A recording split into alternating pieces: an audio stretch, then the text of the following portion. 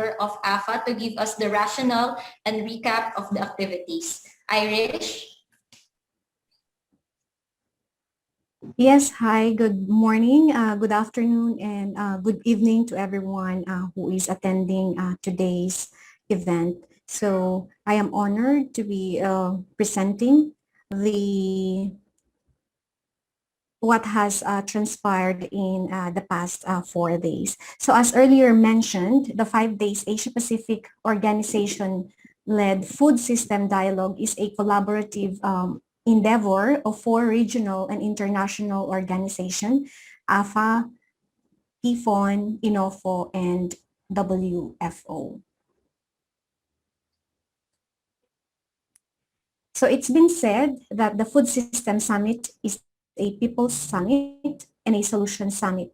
So this 5-day or week-long dialogue has created for us a platform as farmers and fishers in Asia Pacific to show our own solutions, our own commitment, and our own contribution.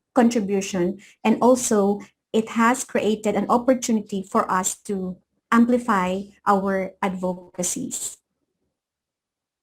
So as you can see, I'm flashing on the screen, on June 7 or last Monday, we have heard from 4 speakers and fellow participants during the breakout session what are being done to mitigate and adapt to climate change or to the new realities or emerging challenges. We had around 138 participants in the Zoom meeting room, but we also had farmers organization who gathered in one location and joined as one. And then on June 8, we heard from 5 speakers and again fellow participants during the breakout session, their initiatives to operationalize the principles and practices of agroecology and organic agriculture. We had around 200 participants and again plus the organization who joined as one.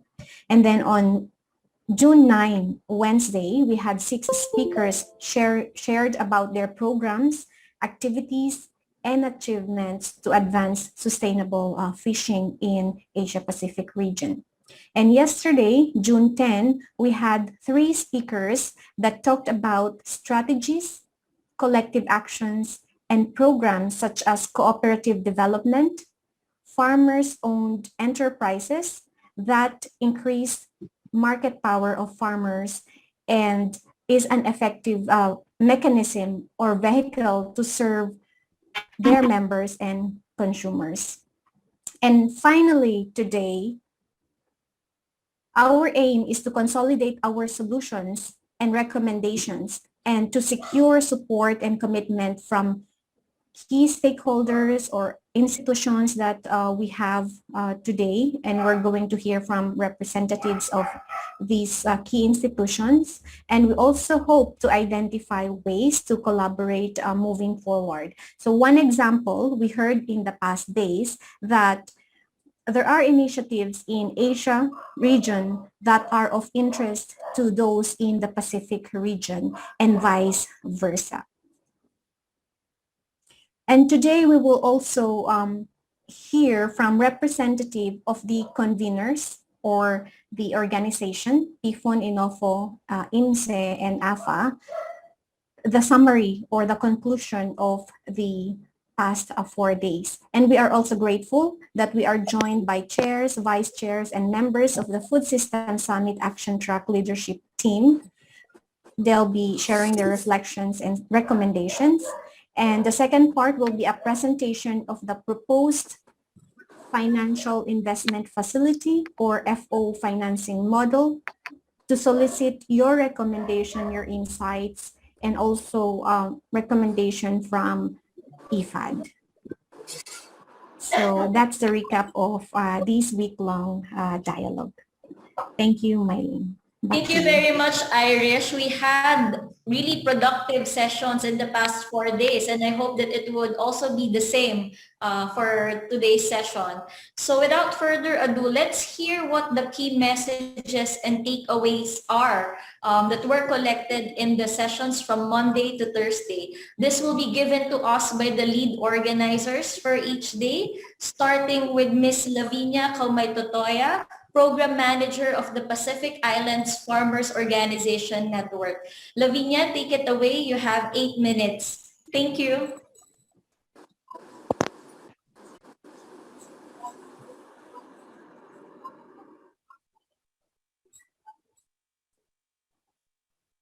Lavinia, please kindly unmute yourself. Oh, Bola everyone. Can you hear me now? Yes, Bola Lavinia. Okay, Bola everyone. It's evening here in the Pacific, so but to our Asian counterparts and those from Europe that's joining us, a very warm Bola from the Pacific. And my role today is just to summarize our day one. So day one was about climate change adaptation, and we heard from speakers from our Asia Pacific region. We heard about good lessons and projects that are being done with our farm organizations in these various regions. And so very quickly, the issues that came up from our breakout groups and from the discussions that we had was loss of crops, livestock during natural disasters, distribution of hybrid seeds and the high cost of seeds to farmers, likewise non-availability of seeds, especially after disasters, participation of women and young people in agriculture undermined, plant varieties, they produce good yields but are not tolerant to extreme weather conditions. And of course, land ownership, no control over local resources, loss of traditional lands, soil erosion, monocropping, water scarcity, governments working in silos without farmer organizations collaboration, and likewise farmer organizations to share lessons learned. And so these past 5 days was actually a very good platform where we could share our examples, and there has been great learning these last 5 days.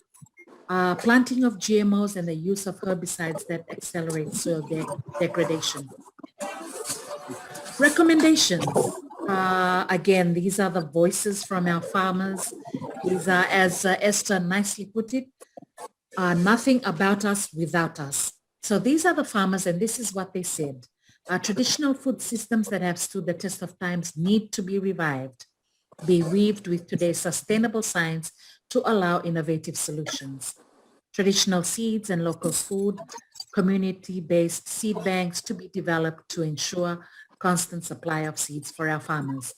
Community-based enterprises where a portion of income goes into emergency funds for climate emergencies. Again, farmers helping themselves, farmers helping farmers, and farmers providing solutions. Migration and traditional systems that have been researched, tested to be shared with farmer-to-farmer learning. Lavinia, we're having a hard time hearing you. I think there's a problem with your audio. এখানে একটা ঝুড়ি ছিল ফল রাখার, সেটা নেই তো।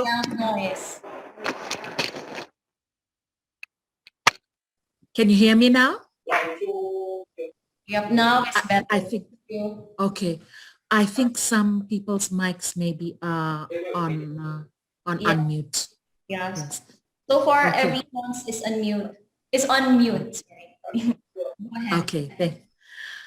Just quickly carrying on, increase production of crop, livestock, fishes, really without the message of creating damage to the environment. Farmers, we've always been blamed that we are part of the problem. Today we are saying we are part of the solution. Mainstreaming surface water harvesting, learning from examples that are working around our Asia-Pacific region. Develop target local farm organizations to develop rainwater harvesting systems and affordable structures to ensure the system works. This way, you can get safe drinking water, but also recharging the groundwater. Continual dialogue with policymakers to develop policies for climate-induced migrants, focus and support, including policy to improve capacity of family farming, households to control resources, including land ownership. The use of innovation with science and technology and introduce indigenous tree species of fruits, nuts, traditional varieties, for example, breadfruit. Working with the private sector for investment and partnership with farm organizations, helping to link our farmers' products to markets. Encouraging the formation of farmer organizations in some of our areas. This is still a new concept, especially here for us in the Pacific. Helping to continuing to form farmer cooperatives that have climate change and sustainable agriculture as core values and themes. And farmer organizations being service and market-oriented organizations for its members. Farmer organizations to work with government agriculture sectors together towards the integration of agricultural activities to plan, design, and implement activities. Last 2 minutes, Lavinia. Thank you. Okay. And final recommendations is indigenous knowledge in farming to be sustained, documented, and included into farmer-led research work, promoting local varieties of vegetables to create the demand, then work on production of vegetables, introducing nutritional education for our people. Upscaling, there's rice, shrimp farming system, integrated farming system, and giving more attention to local vegetables and fruits. The use of indigenous species, formation and supporting of our groups, farmer groups, and networking among farm organizations like we did this last 5 days. Soil health conservation, the Pacific breadfruit work, community seed saving schemes, and community savings and access to finance for actors in the value chain. Thank you. That was our first day for everyone. Thank you very much, Lavinia. And there were lots of game-changing solutions identified, which is actually particularly timely. I just read this article that actually we reached the highest levels of concentrations of carbon dioxide right now, despite us being in the pandemic. So really, this is a very timely issue that we need to address. So to give us the highlights and key takeaways for session 2, which focus on agroecology, may I call on Ms. Rowena Buena, Secretary for the Intercontinental Network of Organic Farmers Organizations, Inofo Asia. Ms. Weng, please take the floor away. Yes, thank you, Mylene. Good afternoon, everyone. Good evening to Fiji and good morning to Europe. So I'm Rowena Buena, and I will be presenting the summary of recommendations from day 2, which focuses on agroecology and organic agriculture production systems. So the context of the dialogue in day 2 is all about agroecology and organic agriculture, which are the holistic approaches to sustainable agriculture and food systems. Beyond its physical and ecological aspects, we look at agroecology as being strongly grounded on the environmental, social, and cultural, economic, and political dimensions of sustainability.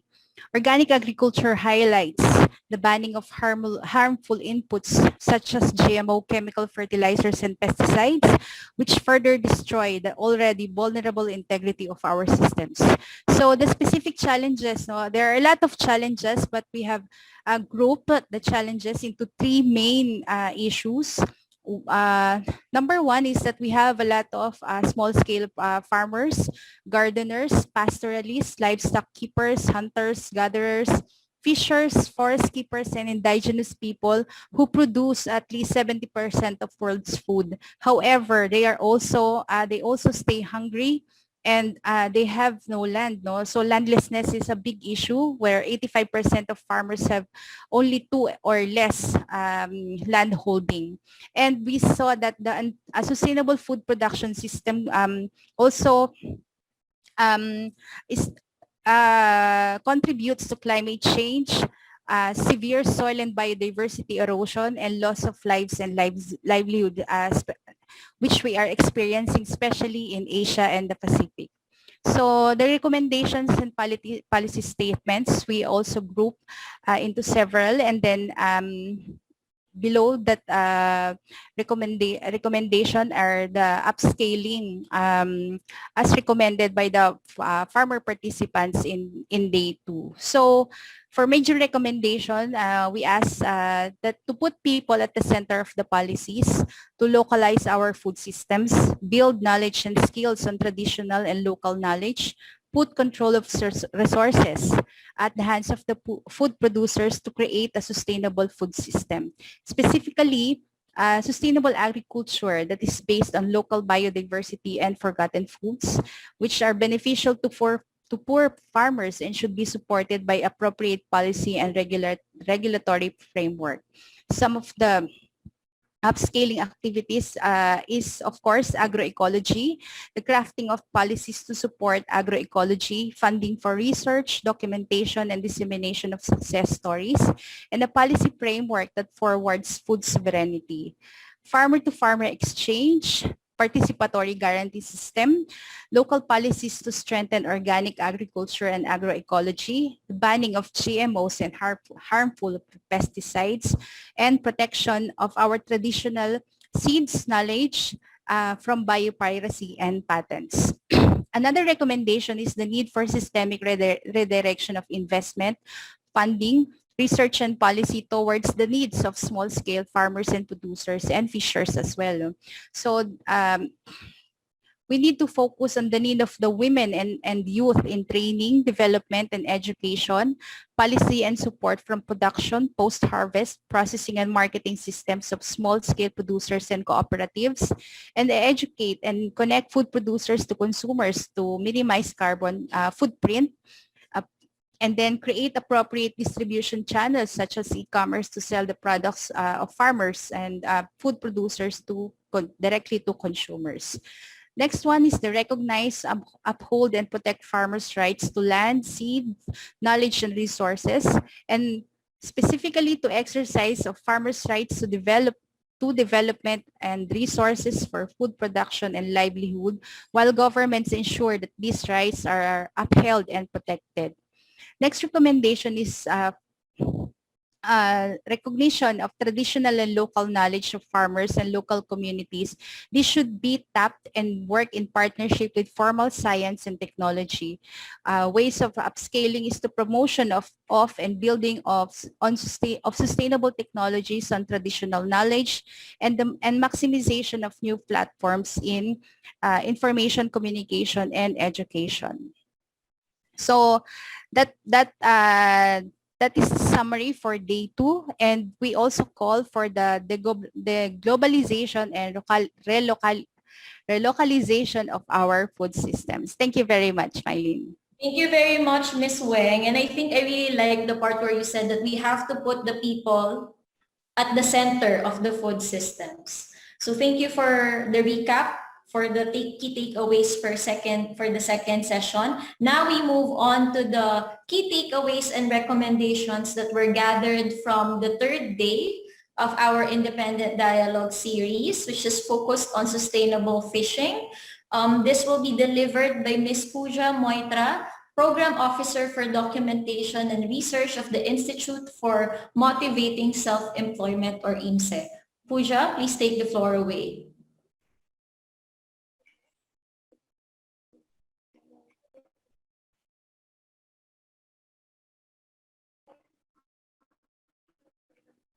Hi everyone, can you go to the English channel please? To be able to hear Pooja, please click on interpretation and go to the English channel.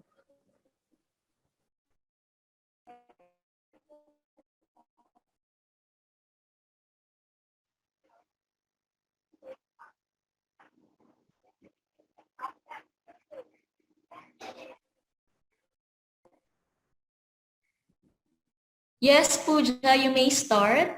Thank you.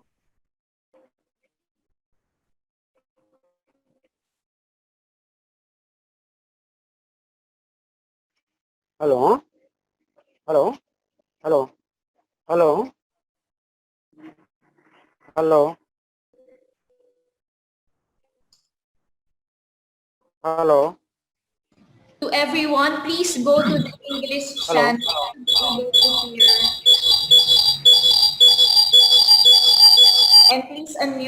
And please mute yourself, and please go to the English channel to be able to hear Miss Pooja deliver the key takeaways. So to do that, click the interpretation icon at the bottom of your screen, then click English.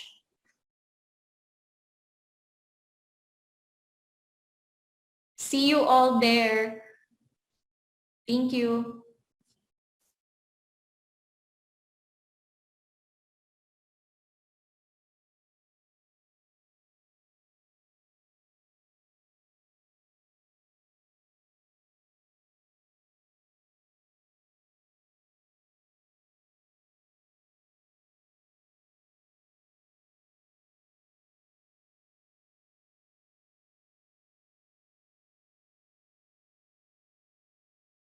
Yes, we can see your presentation.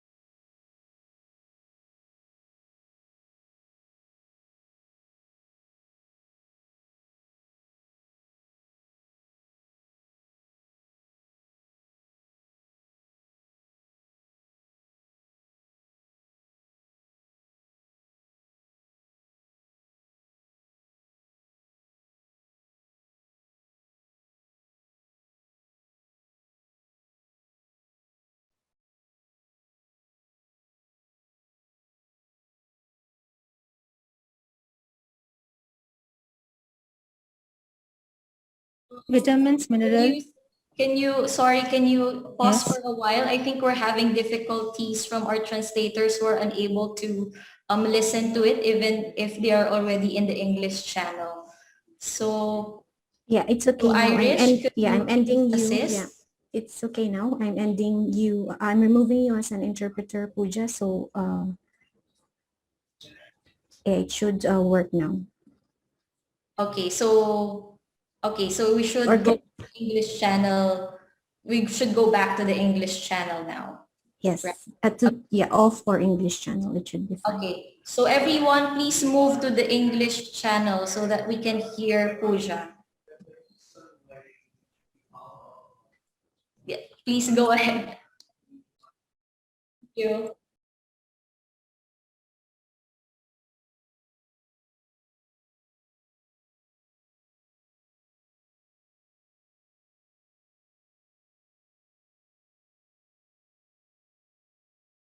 Small-scale fisheries. The small-scale fisheries play a key role in ensuring food and nutrition security and eradicating poverty. Unfortunately, they are being continuously subjected to various social discrimination, competition from big companies encroaching the coastal fisheries areas, violence against women, lack of access to credit, steeping down the value chain, weak policy implementation of fisheries policies, and the list goes on. So in this next slide, I have jotted down. Sorry, Yes, can you Marlene? pause for a while? There's someone talking. Please unmute. Please mute yourselves while our speaker is presenting. Thank you. Pooja, please. Sorry for the... No, it's okay. Yeah. So as I was saying that in the previous slide, I had mentioned how important the fisheries, the small-scale fishery sectors are. And in this slide, I had tried to jot down the key challenges that were discussed in our day 3 of the discussion. So I have divided it into 5 categories: economical, social, gender-based, and technological and environmental. On the economical front, we have challenges like access to resources and credit, low investment in the small-scale fisheries sector, and lack of alternative or allied livelihood. In the social sector, there are very less social entitlements and awareness regarding those entitlements among our fisher people, very less involvement in policy making, and of course, they are highly marginalized in the society. There is, under the gender-based section, I have tried to jot down some points, like there is lack of recognition, especially the women fishermen who, as I've earlier mentioned, consist of about 50% of the workforce in the fishery sector. And there is very less access to market, like my previous speaker have rightly suggested that if the e-commerce is being introduced or the market is brought closer to them, it would be easier for them. They are not involved in any decision making. Regarding the technological aspect, I would like to highlight that there is a need for technological knowledge, need for storage capacity, because these our fishermen are dealing with highly perishable items. So storage is a big issue. Next is access to equipments and trainings. Lastly, I would like to highlight the most important factor that they are facing day in and day out, the environmental factors with low fish catch and depleting rates of varieties of fish species. And the climate change, as we have discussed about in the day 1 of our discussion, and disaster risk related to it. So these were the challenges that I have tried to capture from our previous day's discussion. Next, I have tried to capture some solution points that came out from the discussion. First and foremost would be women empowerment. This would include a various number of solutions, including in it. Next is drying fish. We saw about solar panels being used to dry fish in Andhra Pradesh. And fish mobile van was also mentioned in Mr. Ajali Dasu's presentation. Next, there is need for increase in access to market. We had mangrove reforestation solution coming up, integrated pond management, probiotic fish feed usage, small-scale hatcheries, and advocating for sustainable and artisanal fishing. And there is need to participate the participation of small-scale fisheries in local level decision making. Learning exchange program is of dire need. Advocacy and participation in local and national fisheries councils. Now I would like to share some recommendations that came out from the various discussions. The first one would be to review the various government policies using the voluntary guidelines for securing small-scale fisheries as a tool, establishing strong small-scale fisheries organizations so that they are able to provide service to the members with governments and other organizations, supporting them with access to finance, pre- and post-harvest facilities, capacity building, fishing technologies, both for marine and freshwater resources. It was very well captured by Ms. Esther. Next is spaces for women fisheries and young fishers to act, investment in post-harvest value chain, access to credit, and checking encroachment of coastal areas. Pooja, kindly wrap up. Yes, I am on the second last slide. So the prior access to small-scale fisheries to commercial fishers, and during fish ban period, there should be provision of support mechanisms from the government. There is need to educate and enforce practices for sustainable fisheries, women and youth farmers to be organized and empowered. There is also a need to rehabilitate fishery resources. Dr. Ujjaini very rightly pointed out that policy research on the current status of implementation of voluntary guidelines on small-scale fisheries and documentation of good practices is very much in need. Creating Ministry of Fisheries in India and Philippines. For India, I would like to clarify the confusion that happened in the last discussion that in India there is no separate dedicated fisheries department. It comes under the Animal Husbandry Department.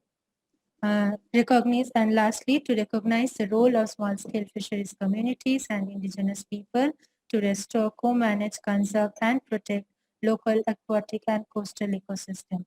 And next, these are the 5 messages from the small-scale fisheries in short to the United Nations Food Security Summit.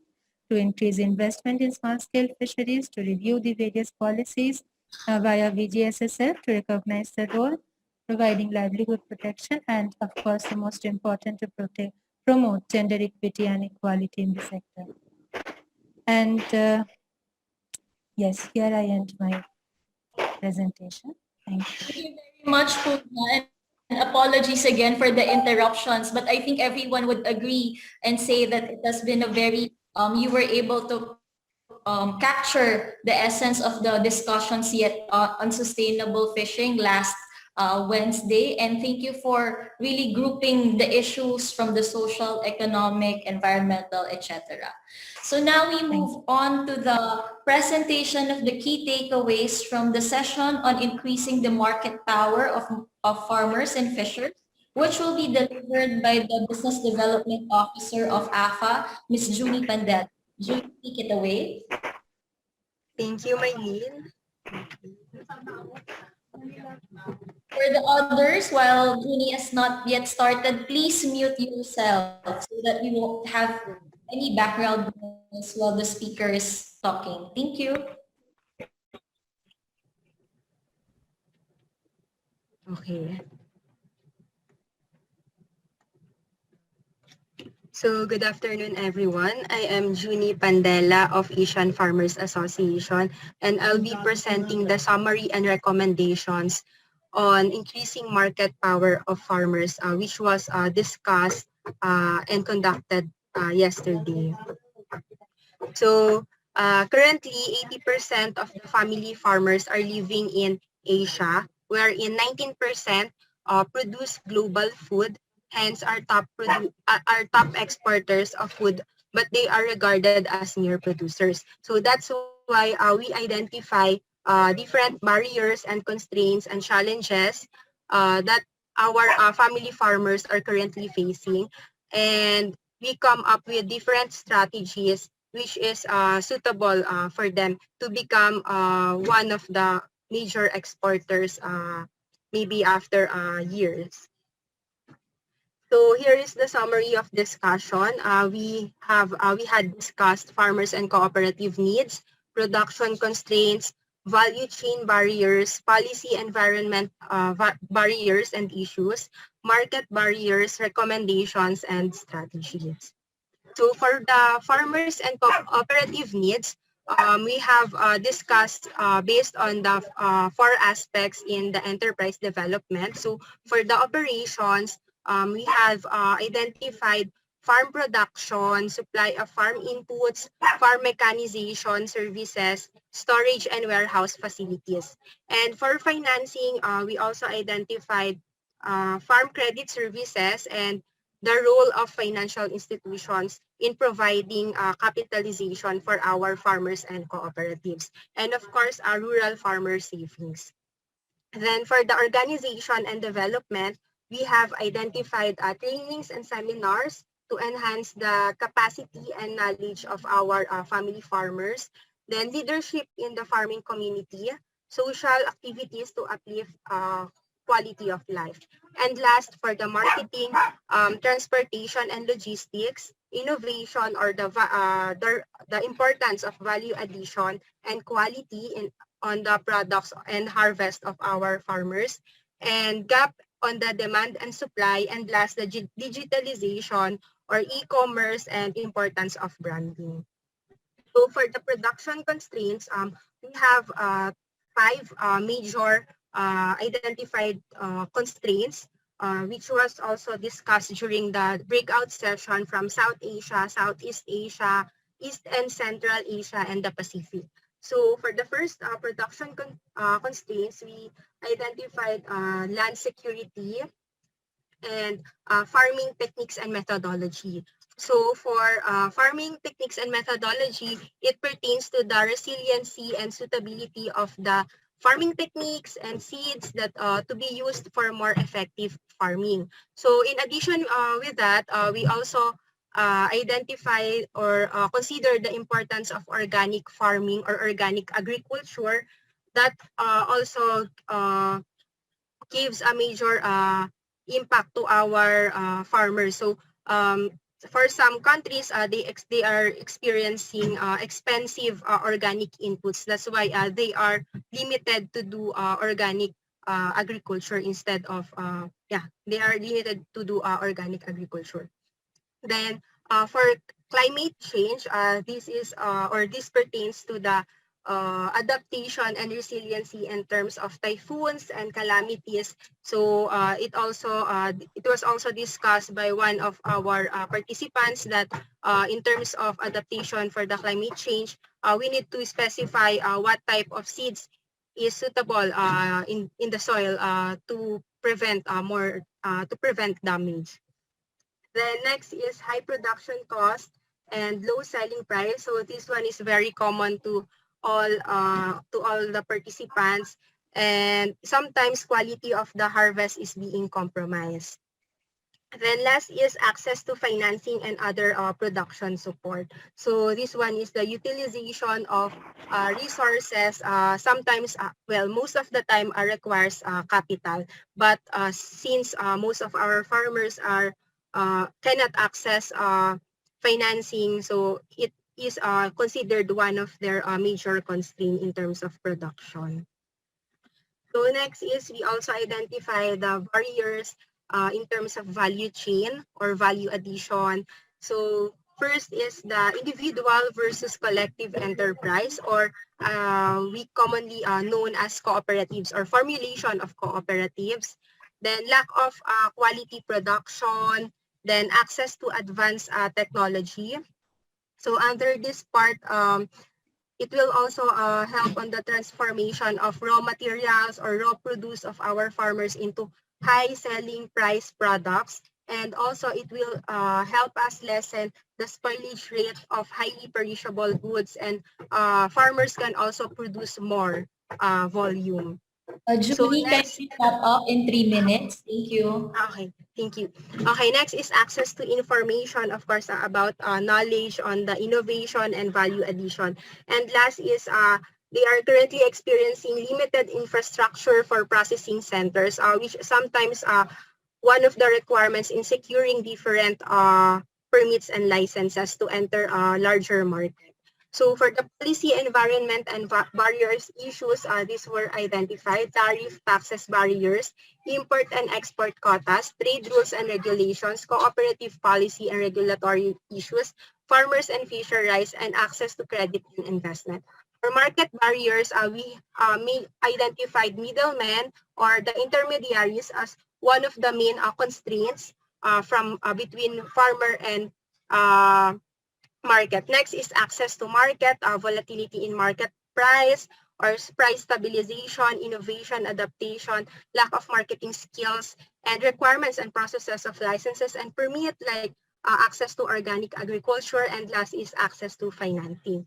So for the recommendation and strategies, we recommend to the farmers to formulate cooperatives, to our institutions to promote cooperatives. Then promote and standardize organic farming policy, assessing different methodology in farming and production inputs for resiliency. Then we identify the role of women, men, and youth for efficiency, establishment of processing centers and storage facilities managed by farmers, and digitalization from production to marketing, which was also shared by one of our participants, that it is also important to have an application or a platform wherein they can check or they can identify the different or how to diagnose different pests and diseases. Then last slide. So for the additional recommendations and strategies, we need to strengthen and empower our farmers.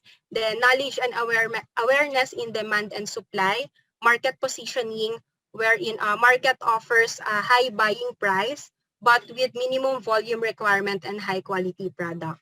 Then partnership agreement between farmers and different institutions and organizations. And lastly, reducing tax to agricultural products and inputs. So that would be all for the day 4 summary and recommendation. Thank you, and back to you, Maylene. Thank you very much, Junie. Lots of barriers and issues regarding to increasing market power, but also lots of recommendations and strategies collected from our participants. So actually, aside from the regional independent dialogue series that we have conducted, AFA also helped organize national independent dialogues in different countries. So I would like to call on Ms. Maria Elena V. Rebagay, Program Manager of AFA, to give the intervention from the National Independent Dialogues. Ms. Lani?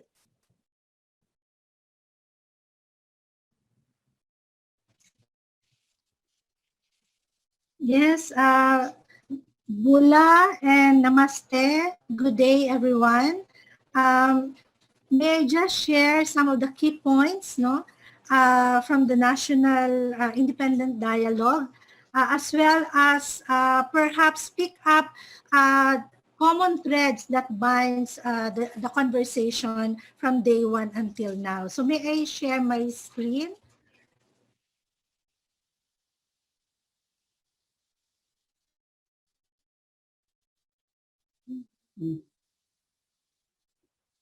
Okay. In all the conversation, I think there is a recognition, there is a common acceptance on that farmers play a key role, in the food system. I'm sorry, I'm sharing my screen. Can you see my screen? We can see Ms. Can you Lani, see but can you zoom it out so that we could read it? Yeah, but because I cannot see it from my slide, perhaps because I'm a co-host, can Irish or anyone share it from their screen? Because from my side, I cannot see my screen. Okay, so let me try again.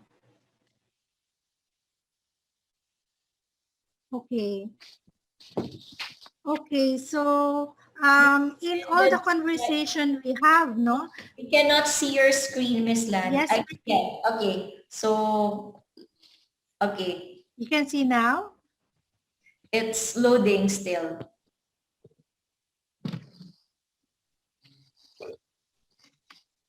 Is it okay? Not yet? Not yet. Not I'm yet? not sure why it's not loading yet. But Oh, okay. can Okay. Irish? Now it's Okay, working. now? Yes, please go ahead. You only have 2 minutes po. Thank you.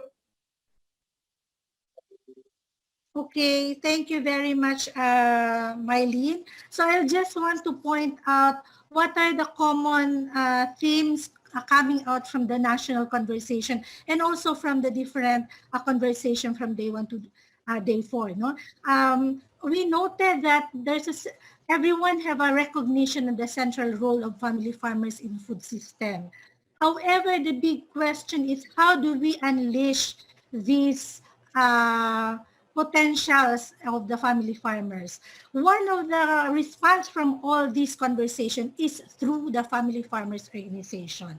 And this role of family farmers organization has not been strongly recognized in many documents in the food system, no? Summit document. So we would like to put forward the reasons why farmers organization are important. First is FFO are game changer. Beyond the game-changing solution, equally important are the institutions that will implement these solutions. No, FFO has the reach and the network from local to global to facilitate the upscaling of this game-changing solution, which was collectively developed by family farmers. For small-scale agriculture, family farmers organization enables smallholder farmers to strategically engage and take leadership role in sustainable and inclusive value chain.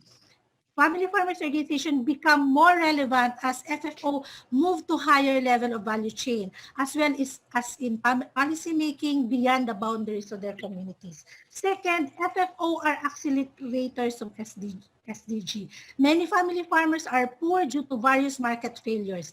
With family farmers organization facilitating in increasing the income and well-being of family farmers, poverty reduction in rural areas will significantly be reduced and thus attain the SDG goal of poverty reduction. Third, FFO are propeller of climate resilient agriculture. With strong farmers organization facilitating the transfer and upscaling of agroecological farming, safe and healthy food is guaranteed while promoting climate resiliency.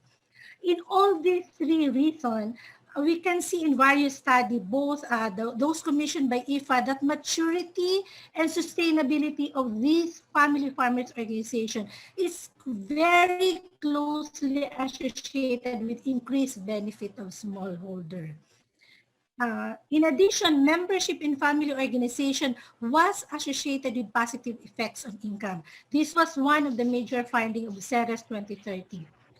But conversely, failure of FFO to be viable will stifle the interest of smallholder, both politically, due to the absence of representation, and economically, due to the absence of aggregating mechanism to protect and promote economic interests of family farmers. Thus, in all of these conversations, we would like to put forward to the action track chairs to kindly put attention on the primacy of the role of family farmers organization, because the role of individual family farmers cannot be unleashed if they are not supported through this organization. Later on, we will propose twofold action on strengthening FFO at different levels, local, national, regional, and global, through guaranteed global financing of FO that will reinforce the capacity of family farmers organization to serve the family farmers and their communities. And lastly, promoting mandatory engagement of family farmers organization in key food system policy and program implementation, because we believe that organized farmers can contribute to policy change by linking local solutions to national and global goals and challenges such as the SDG and climate change. Thank you very much. Thank you very much, Ms. Lani, for emphasizing the role of FFOs as game changers, accelerators, and propellers for a sustainable food system. So now we move on to the next part of the program, where we try to hear from our action track representatives the updates, recommendations, and the reflections so far. So we are fortunate that almost all of the action tracks are represented here, starting with action track 1. Mr. Lawrence Haddad, who is the chair of Action Track 1 and Executive Director for Global Alliance for Improved Nutrition. So Sir Lawrence, please kindly let us know what are the updates and reflections so far of the UNFSS process. Thank you.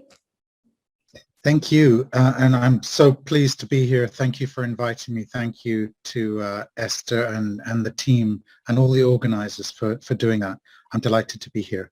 And congratulations on having a week-long independent dialogue covering so many topics. It's really amazing.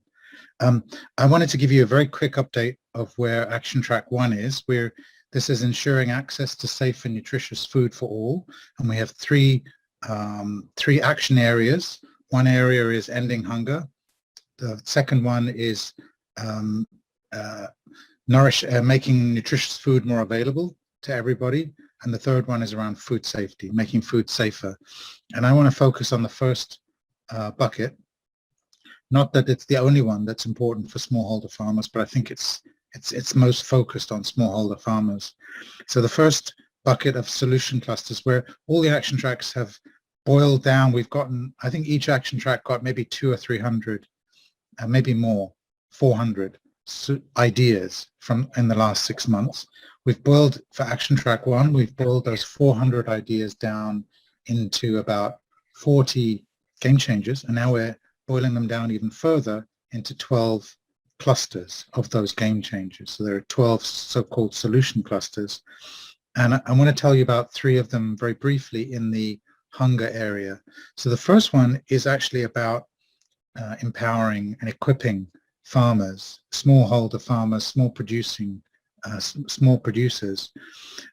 through 3 things. One is through farmer organizations, and I was really very pleased to hear this coming through the 2 report backs that I managed to hear.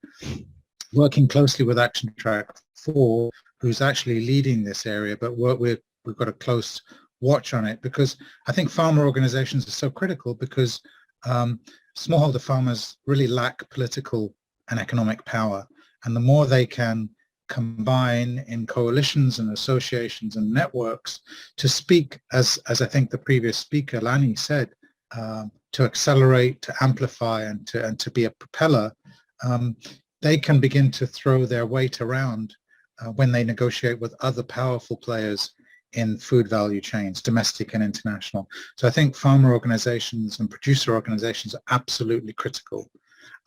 We're taking a big lead still in the empowerment area on youth in agriculture. We're worried that the efforts to build the next generation of farmers are too fragmented, and so potential investors in those young farmers, whether they're from the public sector or the private sector, it's too fragmented, that the investments are too small, the transaction costs of making the investments are too small. So we're working with a number of youth organizations to see if they can form region-wide associations of youth organizations, and can they come together to present a unified investment proposition for potential investors that really creates kind of a conveyor belt of talent. It spots the talent and nurtures the talent in school.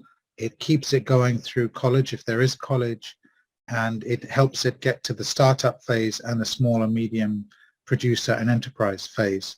So that's the second one. And the third area in extension, third area in empowerment is extension. What can we do to invigorate agricultural extension? Knowledge is power.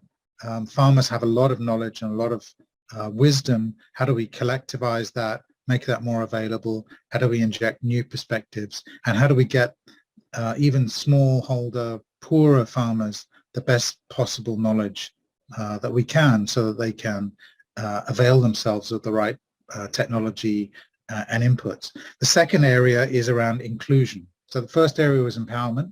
Second area is inclusion. Lots of medium-sized and large farms have access to lots of things that smaller farms don't have access to. So how can we democratize, make access to those inputs more inclusive? And so there's work going on finance, work on seeds, work on irrigation, work on energy, and work on technology. How can we make all of those? How can we develop ways to get access to those by smaller producers? And the third area, so empowerment was the first, inclusion was the second, and the third is really finance. So we're paying, and again, Lani, I was really pleased to see Lani mentioned the CERES 2030 report. This is a report that was published in October of last year that basically says if governments and donors invest in these 10 action areas that are empowering farmers and producers, making work on the farm more productive, and connecting producers to markets, It's got 10 investment areas.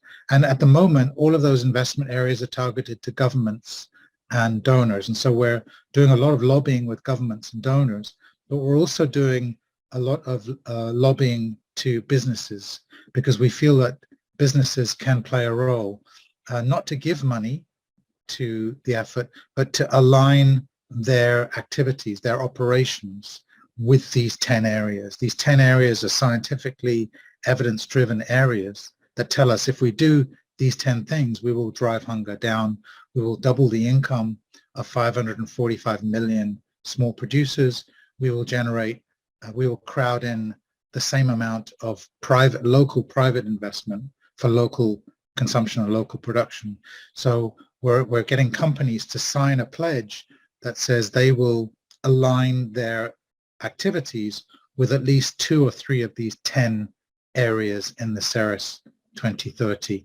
And we've already got 4 companies lined up, and we think we'll have 30 by the pre-summit and 50 by the summit. Thank you very much. Bye. Thank you very much, Lawrence. And it's nice to hear that most of the game-changing solutions identified in the previous sessions are already in the site of the action track. So thank you very much. For those that have questions to Lawrence or any of our action track representatives, please feel free to type them in the chat box, and we would like to request our action track leads to please respond if ever there would be questions. So our next reactor is Adrija Chaudhry, who is representing Bharat Krishak Samaj, and Ajay Veer Jakar, Vice Chair of Action Track 2 and UN Food Champion. Adrija, please take the floor. Firstly, thank you so much for giving me this opportunity to speak today. And it's been truly wonderful to hear and listen to the perspectives of farmers and producers organizations across Asia. I'll just be giving a brief update on Action Track 2, which is shift to sustainable and healthy consumption patterns. And I'll just give a brief update on the action areas and solution clusters that are now emerging from this action track. Next slide, please.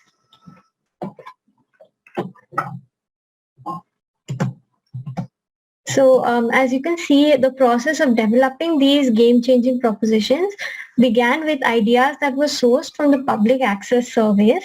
For Action Track 2, a majority of the solutions that were considered, 68%, originated from the online survey, and the solutions were also submitted by diverse food system stakeholders, from civil society to research to the private sector and member states. Next slide, please.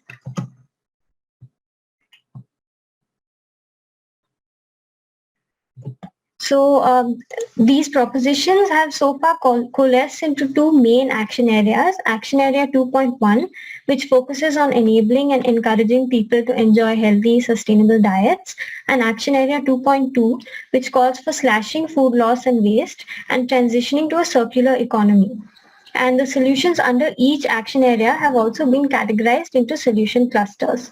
So for Action Area 2.1, the solution clusters include information investment to shift consumer preferences and build demand for healthy, sustainable diets, creating food environments that actually facilitate and support access, affordability, and availability of healthy food options to all, and sustainable and healthy school food for all children. As we know, school feeding programs have been vital in not only providing nutrition security to children from vulnerable households, but also in encouraging attendance and engaged learning at school. And the One Health cluster, which aims to promote a One Health approach to tackle the rapidly growing threat of antimicrobial resistance and zoonosis. This involves shifting away from the industrialized animal agriculture of factory farming, while simultaneously attempting to reduce the demand for animal products, especially in developed countries where the consumption is above the recommended levels. Next slide, please. So under Action Area 2.2, the solution cluster Food is Never Waste involves halving food loss and waste by 2030. Food loss and food waste are actually quite separate issues that plague different parts of the world. For example, developed countries have more food waste at the consumer and retail level, while developing countries have more post-harvest supply chain losses. So the solutions also need to be context specific, and which is why the target, measure and act approach has been adopted, which involves initially setting targets to reduce food loss and waste, identifying hotspots where food loss and waste are high, and acting to reduce it. Other solutions under this cluster include raising public awareness about the issue to encourage behavior change, and incentivizing or taxing businesses to reduce their food loss and waste. Under moving to a circular economy, shorter supply chains have been proposed as a solution, which directly connect consumers to producers. And this model has been successful in reducing food loss and waste, as well as increasing farmers' incomes. For example, the Campena Amica farmers markets in Italy. So I'll now give my comments on the discussions that took place earlier. And I think something that we often forget is that farmers are also consumers. So a lot of the solutions that have come up today are actually overlapping with some of the solution clusters emerging from Action Track 2. For example, connecting farmers directly with consumers, and also the importance of nutritional education and awareness. So for this action track, I think that is an important aspect to keep in mind, that we need to encourage that food producers produce most of the food but go hungry themselves. So there's a need to encourage farmers to gain autonomy over their own consumption, and not only encourage but also facilitate through increasing their incomes, increasing sovereignty over their own resources.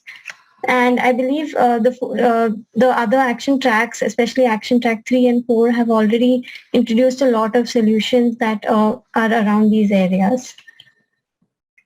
And just yesterday, I just wanted to say that just yesterday we had organized a dialogue on increasing women's agency and gender equity in food systems. And we had Shakuntala Thilsted speak about the importance of aquatic foods and increasing women's agency in that system. So it was very nice to hear the presentation on sustainable fishing today.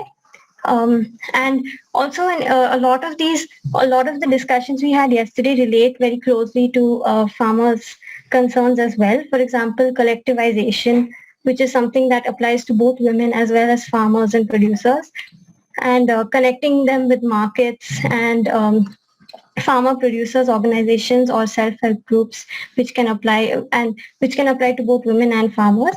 And I feel like a central aspect that can be brought up when we talk about farmers and producers is also the aspect of agency. So it's not just about food sovereignty, but also increasing the agency of farmers and producers to have more autonomy over their consumption and as well as their production.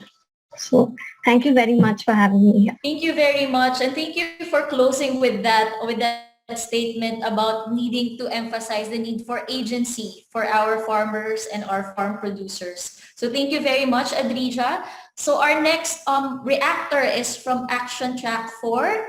He is the Climate Change Coordinator for Africa Region of CARE International and is a member of the leadership team of 84. So I would like to call on Mr. Carl Leary to react and take it away, Carl. Yes, thank you so much, Mylene, and thank you everybody for a fascinating discussion. It's great to be here, and I am privileged and happy to share some thoughts. I'm just going to give maybe a minute or a minute and a half on Action Track 4, just to bring everybody into the frame of where we are.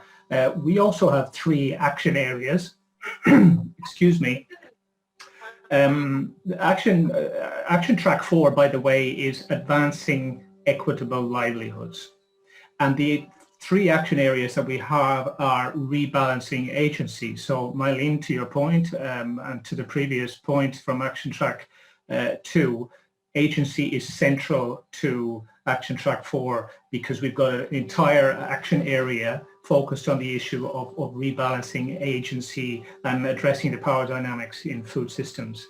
That includes a lot of focus on rights, on human rights at large, but particularly, I suppose, the right to food and all of the rights that are associated with the right to food.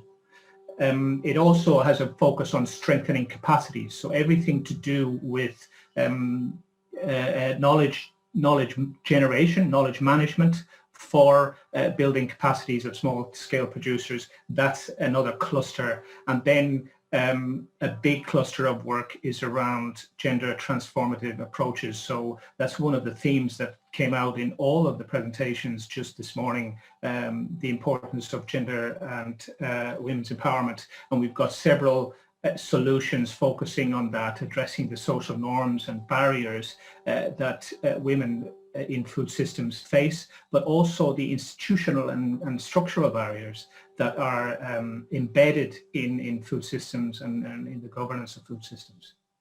The second action area is around eliminating worker exploitation and ensuring decent work. So again, this action area has got quite a heavy focus on rights and standards and industry practice. It's about labour and human rights regulation, about the governance of labour markets in food systems. So it's not only about small-scale producers and their rights, but it's also about the processors, the packers, the distributors, the people who sell our food on street markets or in supermarkets. It's about the regulation and protection of workers in food systems right along the value chains. Lots of emphasis in that cluster on social dialogue, social protections, and living incomes and minimum wage.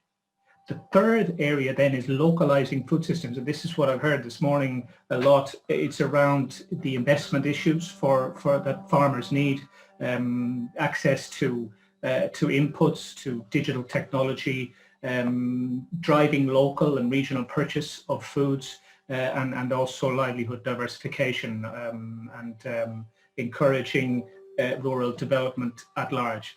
I want to take a second, Mylene, if I can, to react to some of the great comments that have been made and reflect on those. Levina mentioned the seeds issue. We've got a solution on farmer seed networks, for example, so focusing on the indigenous seeds and the trade and sale of seeds among farmers. We've got an emphasis. She mentioned land ownership. There's a heavy emphasis on tenure rights, and she mentioned farmer organization, which is also a theme that I picked up going through all of the presentations. Farmer learning and farmer-to-farmer learning, that was mentioned as well. There's a solution or several solutions around farmer field schools and fisher schools and pastoralist schools, and how we can invest in stimulating farmer-to-farmer learning. Wayne mentioned knowledge systems and traditional knowledge and localizing food systems. That's precisely one of the focus of our action areas too. So it was really great to hear her emphasis on that. Then Pooja talked about gender, which was really fantastic. The problems of lack of recognition, of lack of access to markets and decision making.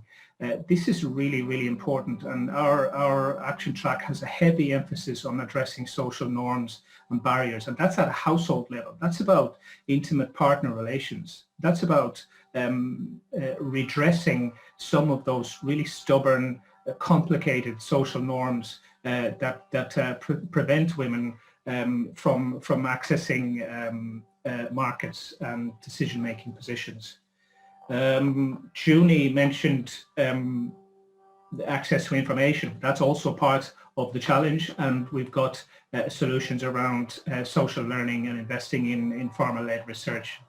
And finally, Mylene, Lani made a fantastic rallying cry at the end for family farmer organizations. And I just want to reiterate what Lawrence said at the beginning. This is absolutely central. This is not simply about knowledge and learning. This is about power. This is about political space and advancing the interests of collections of farmers who are able to produce together, aggregate, bargain, and get a fair price for their produce and protections that should come with this. So that's really great. I'll stop there, and Lani, if you and the Asian Farmers Association would like to get involved in that particular issue in Action Track 4, we would love to have you, because this is where we need that passion and your voice, and now is the time. Thank you very much. Mylene, back to you. Thank you very much, Carl, and thank you for really emphasizing that agriculture, which is mostly composed of small-scale family farmers and fishers, play a crucial role on the social and economic dimensions of a country's growth and development. It's really important that we make it a really viable, economically and socially viable source of livelihood for everyone in the food system. So thank you for that. So before we move on to the next part, may I know if our speaker, Laveta Nalagi Seru is already here?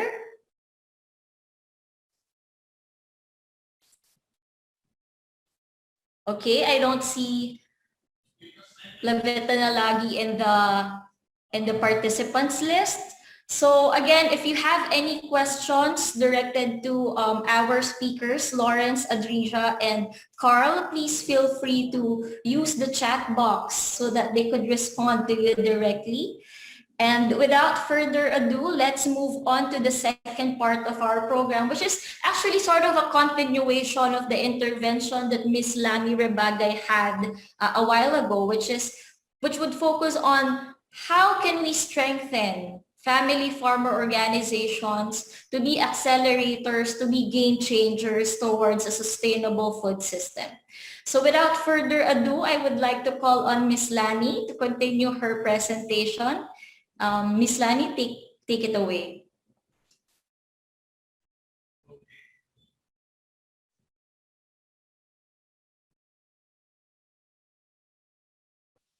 Thank you again, Mylene. So just to take off on the earlier sharing, no, and thank you very much, Carl, for the invitation for us to actively engage in Action Track 4. Actually, this will be very related to that, no, because we are really focusing on IFAD on our proposed solution. No? So again, as mentioned, how do we show the recognition to family farmers and their organization?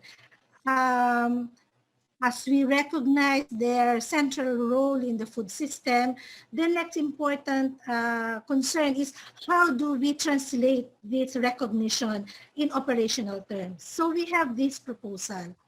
First is to provide very specific support, financing support to farmers' organization so that they can carry out most of the public goods that they are functioning. No? So we have three proposals, which is addressed particularly to IFAD. One is on a pillar of Farmers Empowerment and Resiliency Fund. And the second is on Farmers Impact Investment Fund. And the third is on institutionalizing partnership with family farmers organization. While the two is more on financing modality, the other is more on political participation of farmers. So let me quickly go through on each of these three pillars.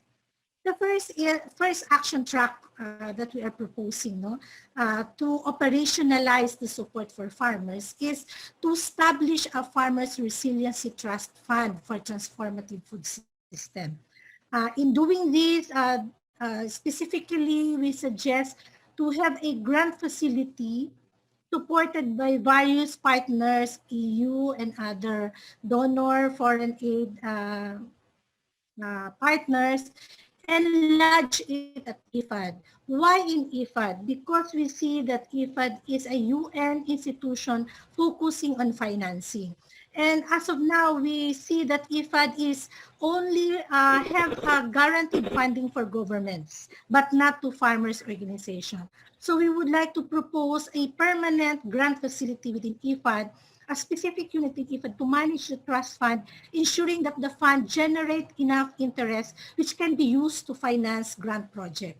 This lean and mean unit shall also serve as a secretariat, providing technical and operational concerns. No? And then this facility can be governed by specific dedicated mechanism with centralized operation and EFCO representation.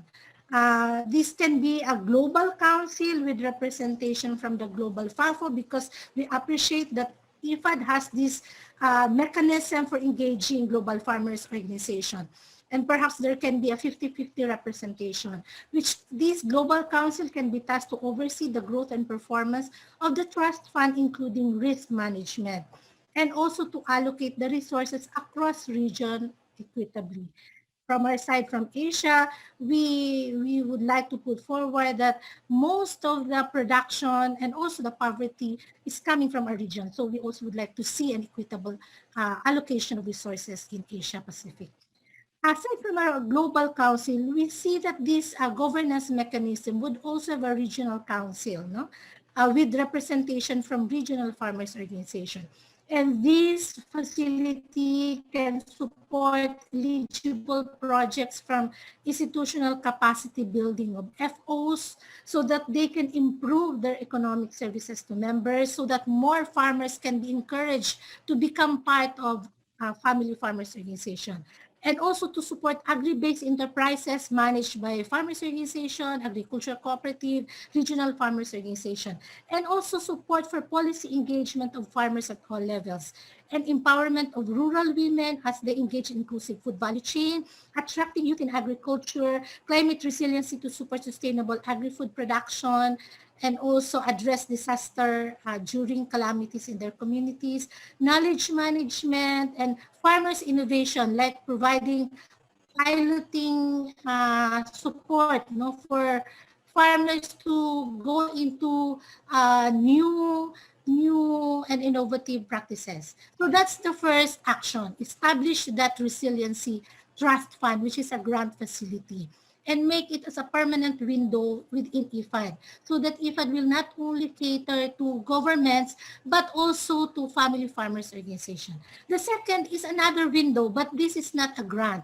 We recognize that farmers also has the capacity to pay. No? There are organizations who are well established and already transitioned from a young stage to a mature level, so they can take in impact investment fund.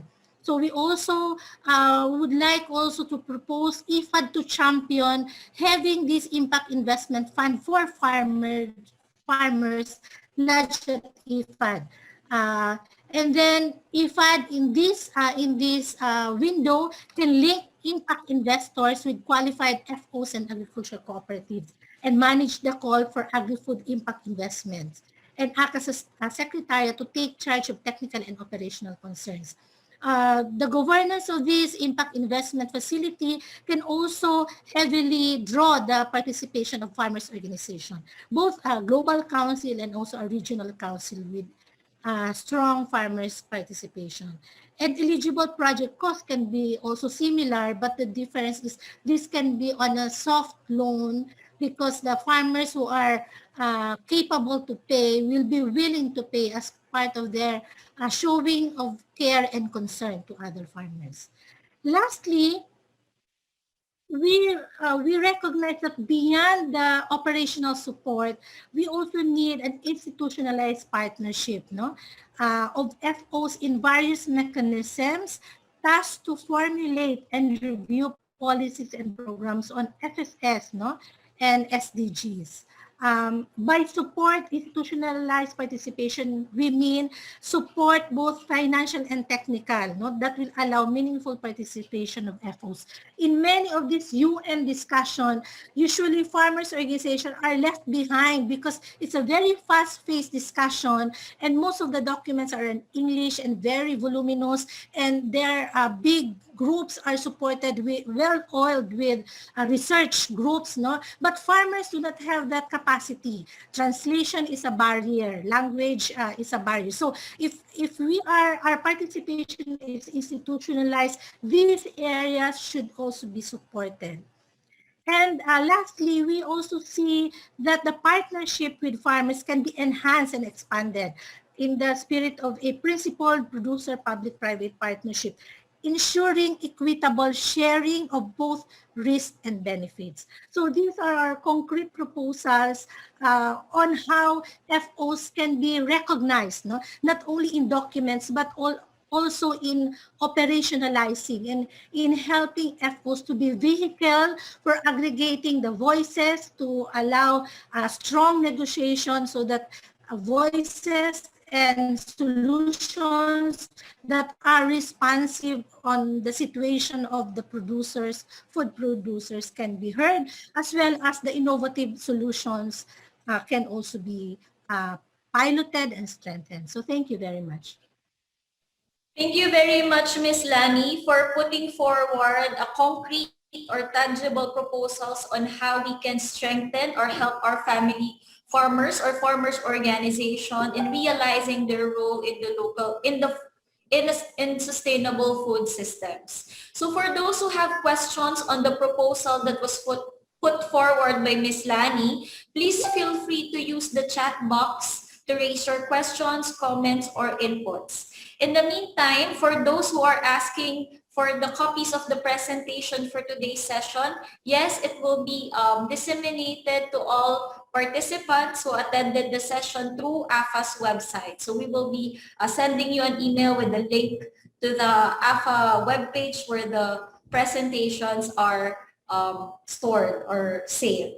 So with the proposal of the concrete ways in which we can help family farming organizations be accelerators and game changers for sustainable food systems, we now have to hear with IFAD for their reactions to this proposal. Here with us today is Mr. Ron Hartman, who will be representing IFAD on its behalf. Sir Ron, please take the floor away. Thanks, Manan, and a very good afternoon to everyone, and really appreciate the invitation for IFAD to participate. And it's, for me personally, terrific to see so many friends from across the region online. Firstly, let me thank Lani for the presentation and for the concrete proposals that have been put forward. As many of you will know, IFAD has an extremely long history of partnering with farmer organizations right across the 44 years of being in operation. Particularly over the last 15 or 16 years, we've deliberately tried to strengthen the interaction and the relationship and the partnership that we have with farmer organizations globally. And as Lani mentioned, the FAFO has been a very important biennial platform for farmer organizations globally to come together to discuss what kind of policy issues affect them and their constituents. But also from IFAD's perspective, it's a critical time of reflection and interaction to learn how we can partner together. In terms of a few quick reactions to the presentation that I saw, firstly, just a recognition of the role that family farms play in global food systems and food security. We know that small family farms make up the vast majority of all farms worldwide. And we also know, unfortunately, that the people who live on those small family farms also constitute the majority of the rural poor people and vulnerable people globally. So therefore, as put forward in Lani's presentation, small family farms and farmer organization or representatives of family farmers have to be a key role in the Food System Summit and are critical game changers going forward. And this game-changing potential is both in helping shape the discussions at the Food System Summit and the pre-summit that's coming up in Rome at the end of next month. But I would think even more critically how to take forward very practically and have an impact on sustainably transforming food systems at local levels. And that really is going to be the key determinant of whether the Food System Summit has been a success, is the impact on farmers on the ground. From IFAD's perspective, we've always considered smallholder producers, family farmers, and particularly farmer organizations, not as beneficiaries of our services, but as strategic partners. And we recognize that the organizations that you represent deliver critical services and provide critical voice and opportunities for small-scale farmers. So therefore, you are critical partners for IFAD, and we're very proud of the work that we do collectively together. And we do recognize, however, the constraints that farmer organizations have in delivering support and services, and particularly economic support and services to their constituents. We recognize the need for predictability in financing, so that you're able to plan according to agricultural seasons, according to the needs of members. And this has been a continual dialogue that we've had through the FAPO over the past 15 years.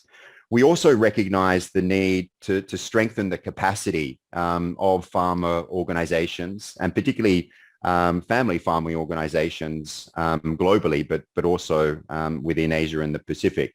And many of you would have had some involvement in the MTCP2 program, which really focused on trying to make sure that the institutional capacity, the governance capacity, and the ability to deliver better support and services to members was really focused on.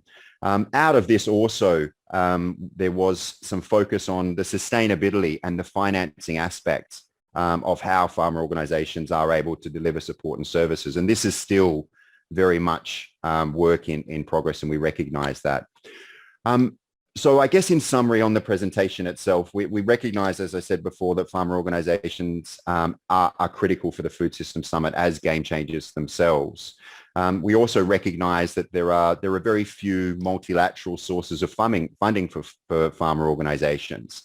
At IFAD, for example, we have a global and regional grants program where the resources are very limited, and it's very fluid in terms of how these resources are allocated. And what we're finding in the current financial global environment is resources are declining. And that puts a lot of pressure on making sure that we're able to provide the necessary predictability to our partners, such as yourselves. We also know that other potential windows, such as the GASP, is small and also unpredictable. And we also recognize that other donor partners, such as the EU, have to work through partnerships with others. So we certainly welcome the proposals that have been put on the table. We would like to have an opportunity to discuss these in a lot more detail. Certainly the technical elements of what's proposed, we feel that we could add some value through dialogue with you. But particularly looking at the potential of the proposals through the lens of the possibility of resource mobilization.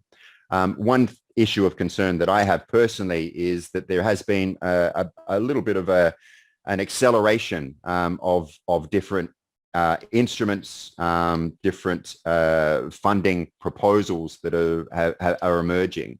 And many of them don't have an anchor in terms of how resources are going to be mobilized. So that's something that we can consider and work towards with you. The other aspect with the two instruments and the proposal for increased United Nations International Organization partnership is the potential relationships with other instruments that are being proposed. Just at IFAD alone, we have two new instruments which we discussed with you and other global representatives in November last year that focus on climate and focused on how to get private sector investment in a more sustainable way in food systems. So we see that there's an opportunity to look at what kind of complementarity, what kind of partnerships can be developed with the instruments that IFAD has established, but also others out there. On the third proposal, which was around strengthening partnerships with the UN and the Global Farmers Forum, I'd really welcome further discussion around this. And what Lani outlined, I think, was really critical. The fact that where farmer organizations are engaged in a systemic way, they are represented and have a voice. And where there isn't that formalized partnership, sometimes farmer organizations are not consulted in the right kind of way. So there are various mechanisms that are around, and there are some lessons learnt that I think that we can draw together to see how we can articulate this.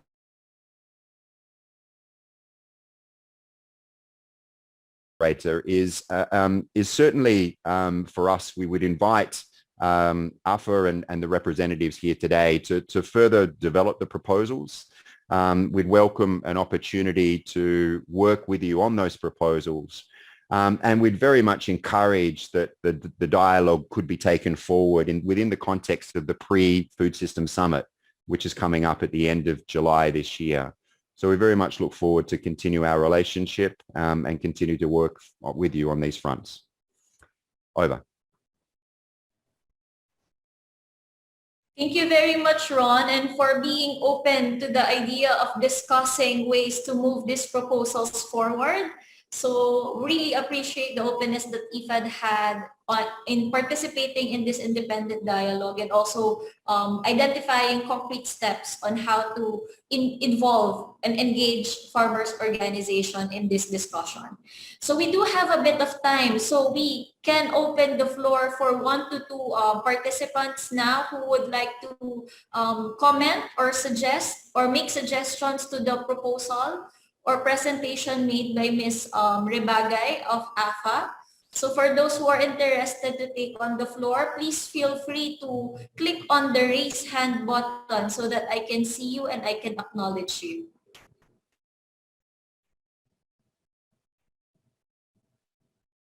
Again, we are accommodating 1 to 2 participants to take the floor and provide comments and suggestions to the proposals submitted or presented by Ms. Lani. So for those who are interested, please feel free to click on the raise hand button.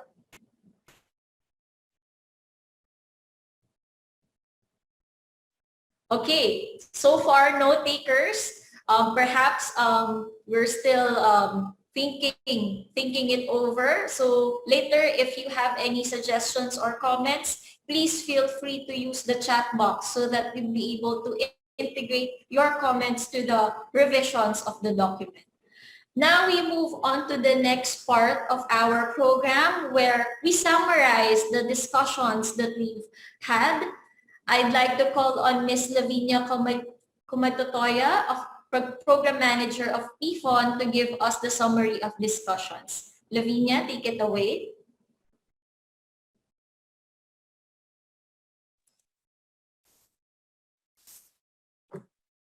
Thank you. Okay, can I share my screen? Are you able to see my screen? Yes, we can see it, Lavinia. Okay. So thank you for everyone that is still here. A very warm bulla to our friend from IFAD, Ron. Lovely to see you here as well. And I'd like to acknowledge the action track representatives that presented.